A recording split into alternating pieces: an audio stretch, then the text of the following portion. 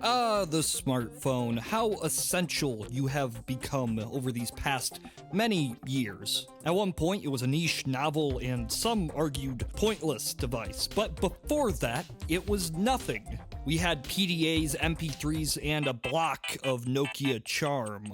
Tablets were tablets, like stone tablets in size and approximate weight. Touch controls meant pressing down hard with a plastic pen. But in the 90s and 2000s, computers were getting smaller, and this meant that the future of computing could be anything. There was no precedent set here. If everything gets exponentially cheaper and exponentially smaller, this made the predictions of this time a bit off, because usually we take what we know and we expand it outwards when trying to predict a couple years ahead. But in 1999, cell phones looked like this. Going online without the use of plugging a wire in was brand spanking new. Imagine what life could be like when you could access the internet from the palm of your hand. But yeah, extrapolating this concept of mobile computing 2 decades in the future proved a little challenging. So that means, it gets weird. If you remember that video I did about what the 2000s thought of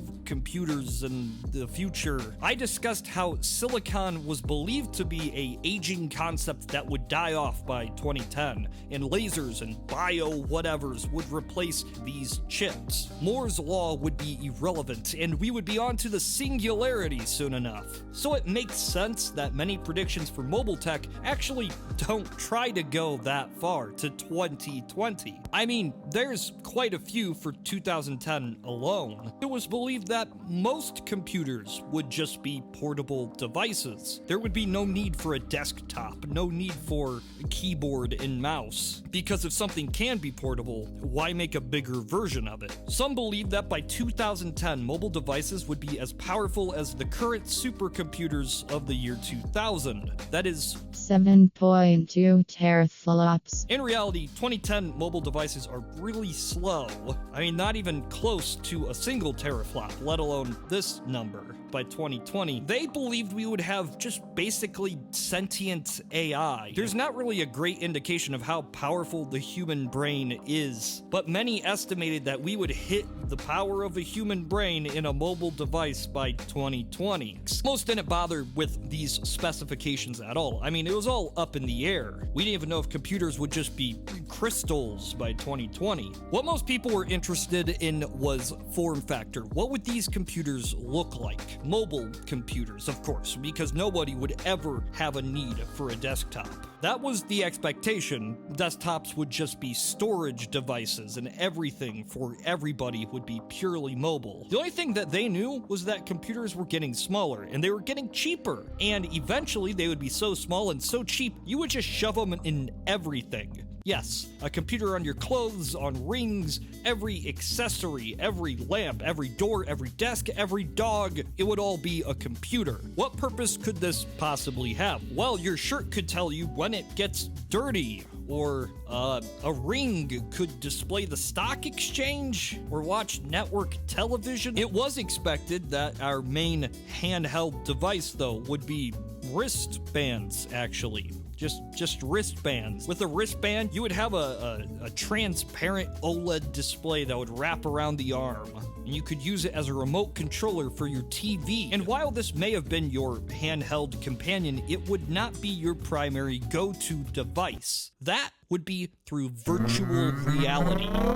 Now, I know what you're thinking. You're probably thinking, hey, they were kind of close. We have virtual reality today, and we did last year in 2020, so maybe they were onto something. But no, don't give them credit. Just trust me. Virtual reality existed well before the year 2000. It was in arcades even. The idea of VR would get better eventually is a given, but they predicted it would really take off for consumer use in 2010. So instead of the smartphone era we had, it would have been a virtual reality defined era. Not quite the devices that you would expect though. No bulky headsets, these would all be glasses. These glasses or goggles would be some sort of augmented reality virtual reality hybrid. Everything would be a HUD, you could have a screen anywhere. And while this sounds a little, wacky, also remember the VR idea was for 2010. Over the course of that decade, we would get neural links, that's what they wanted. That's what they expected. You're in the game. You can feel the digitized world. And these images wouldn't be, displayed via screen. We would have light that beams into our eyes. But even these glasses would turn out to be too troublesome and bulky for the people of 2020, because by this year, we would finally transition to contact lenses that you pop in your eye, and it's everything. You just full VR, AR, Neuralink, 2020. One idea that remains throughout all these concepts is voice recognition, because they expected it to be perfect. Never a mistake of asking it to do something and it messing up. No, this would be perfect, and it wouldn't just understand your words, it would understand the context behind them.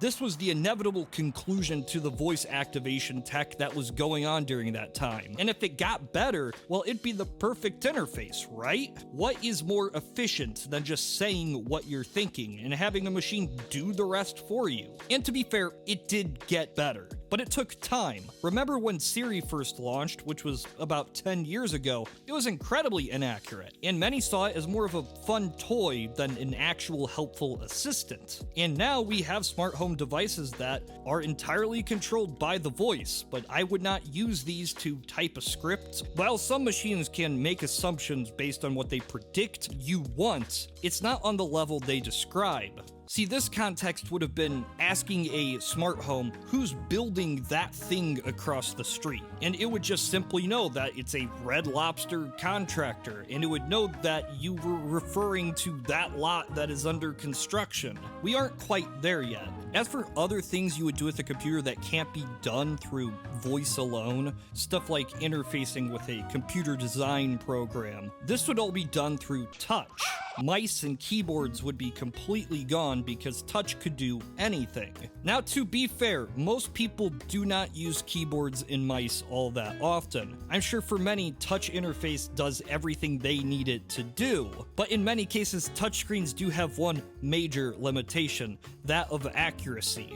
I mean, people complain about playing a console game with a touchscreen alone. Imagine trying to design something in CAD. But for me, the most disappointing prediction they had that never came true, the one I fully believed in and accepted during this time, was that by 2020, we would have holograms. Not like these kind of holograms, not holograms in a glass case. These would be full 3D Star Wars level holograms. And they would beam out of your wrist, they would beam out of the walls, just holograms everywhere. Everything's a hologram.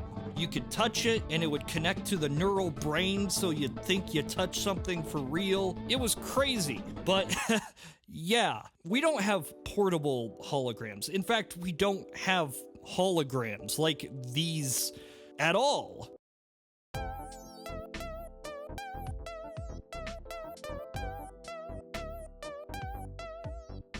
But don't feel too bad that we haven't lived up to the 2000s expectations of the future, because in many cases we did, or exceeded those in bounds. It was expected that a computer would be able to recognize your face, that devices could bend, and that print media would die. The idea that cell phones could exist that could access the internet from anywhere, and that everybody would have one, wasn't even really on the table for 2020. Part of this is because what they expected was so far gone that this didn't even come to mind, but also because internet access was just not that widespread, not like it is today. The idea that mobile data would be faster than their bandwidth connecting via Ethernet, that in itself was just as wacky as a hologram to them. I really wanted that hologram.